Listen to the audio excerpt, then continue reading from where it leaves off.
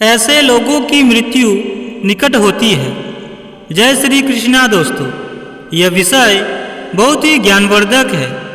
दोस्तों, अक्सर लोग स्थिति और क्षमता पर विचार किए बिना किसी की नकल करने के विपरीत परिणाम भुगतने पड़ते हैं। मित्रों, यह कहानी आपको एक बड़ी सीख देती है।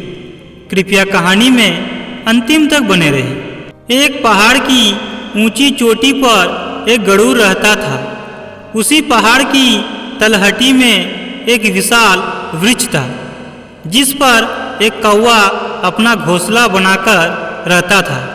तलहटी में आसपास के गांवों में रहने वाले पशुपालकों की भेड़ बकरियां चरने आया करती थी।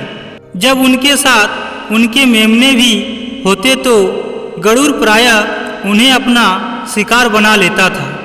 चूँकि गरुड़ विशाल पक्षी होता था और उसकी शक्ति अत्यधिक होती थी, इसलिए वह ऐसा आसानी से कर लेता था। कौवा प्रायः यह दृश्य देखता था कि जैसे ही कोई मेमना नजर आया कि गरुड़ अपनी चोटी से उड़ान भरता और तलहटी में जाकर मेमने को झपटा मारकर सहज ही उठा लेता। फिर बड़े आराम से अपने घोंसले में जाकर उसे आहार बनाता।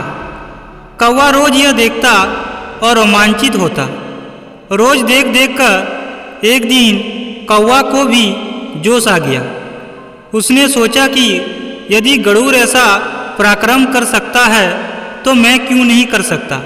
आज मैं भी ऐसा ही करूँगा। वह तलहटी पर चौकन्ना होकर निगाह रखने लगा। कुछ देर बाद कौवे ने एक मेमने को तलहटी में घास खाते हुए देखा। उसने भी गरुड़ की ही तरह हवा में जोरदार उड़ान भरी और आसमान में जितना ऊपर तक जा सकता था उड़ता चला गया। फिर तेजी से नीचे आकर गरुड़ की भांति झपटा मारने की कोशिश की, किंतु इतनी ऊंचाई से हवा में गोता लगाने का अभ्यास न होने के कारण वह मेमने तक पहुंचने की बजाय एक चट्टान से जा टकराया। उसका सिर फूट गया और चोंच टूट गई और कुछ ही देर में उसकी मृत्यु हो गई। इस कहानी से हमें यह शिक्षा मिलती है कि अपनी स्थिति और क्षमता पर विचार किए बिना किसी की नकल करने के विपरीत परिणाम भुगतने पड़ते हैं। इसलिए सदैव अपनी मौलिकता में रहे और विवेक युक्त अनुकरण करे। ईश्वर ने हर किसी को उसकी खास योग्यता के साथ ही धरती पर भेजा है।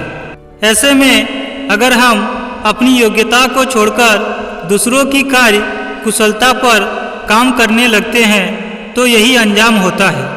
इसी तरह हर मनुष्य को अपनी योग्यता की पहचान कर उसी पर ही आगे बढ़ना चाहिए।